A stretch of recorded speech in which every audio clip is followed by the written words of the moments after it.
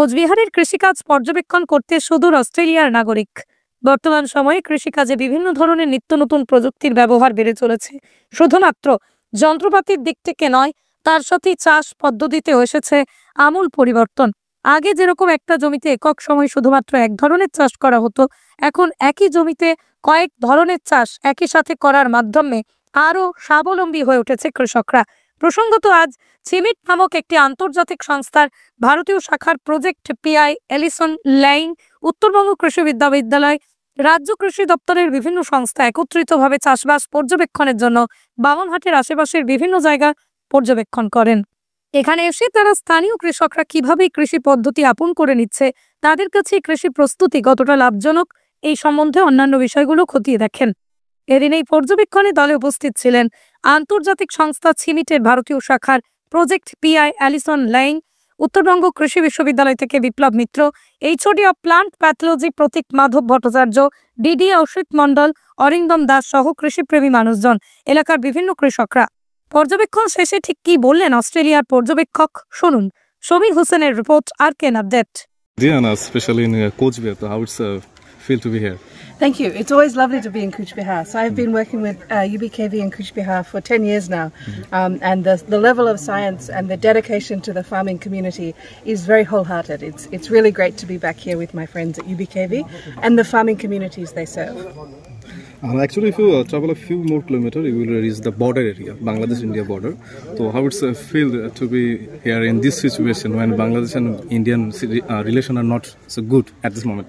So obviously I am not Bangladeshi, I am not Indian. So this is not my area of interest. This is nothing to do with me. This is a national matter that I am not part of. So what is the purpose of this visit, after this visit? So I am working on a project. I work for the International Maize and Wheat Improvement Centre. I'm based in Delhi. I live in Delhi.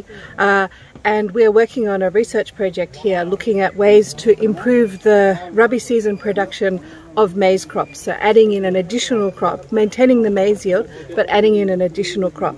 This project is funded by the Australian government through the Australian Centre for International Agricultural Research. We are operating in India in 3 sites, in Meerut, where we do sugarcane research, in Bihar, in Kishanganj, and in West Bengal, in Cooch Behar and in Malda region, in maize, and then we're also operating in Bangladesh and Bhutan.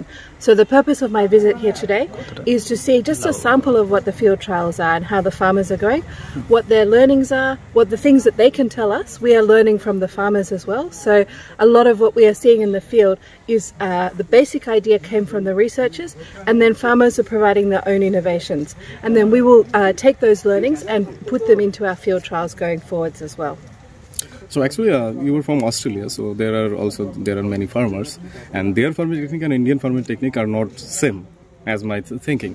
So as per you, which are the key difference between Australian farming and Indian farming?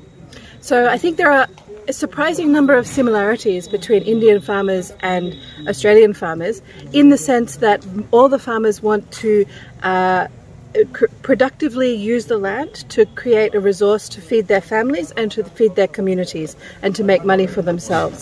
At the same time, there are differences. In India, there is more irrigation. In India, there are at least 2 crops in a year, a kharif crop and a rabi season crop, whereas in Australia, most of the time, there is a rain-fed system with 1 crop. In Australia, the biggest crop that is grown is wheat, whereas in India, I think the biggest crop that is grown is rice. Then there's a lot more diversity of cropping systems in India than there are in Australia. So one of the joys that I am having living in India, living in Delhi, is I get to see a lot of different cropping systems, and I am learning a lot about the farming systems of India, which is a really wonderful thing to be doing. And there is another question that many Indian farmers want to learn from European country, Australian country. So what are the main thing which Indian farmer can learn from Australian farmers? So I think there is generally 2-way learnings, and sometimes the learnings are at the small level, so there are innovations that are happening that maybe one farmer is thinking of that other farmers haven't thought of, that the innovation can be put into a number of different farming systems. And this is a 2-way process. So yes, there are some ways in which Australian farmers or European farmers have already learned these things, in particular conservation agriculture practices. They were learned in the 1980s in Australia, and that was largely because there was a very bad drought. And before then, Australian farmers were not doing conservation agriculture. They needed to learn how to do conservation agriculture to preserve their soil moisture. And then this is some learning that we have taken to India and to other countries. At the same time, there are many, many things that Indian farmers can teach the world about water use efficiency, about how to operate with reduced labour, about growing several crops in a year. There are many, many different ways in which the Indian farming community is highly advanced and is taking learnings for the world.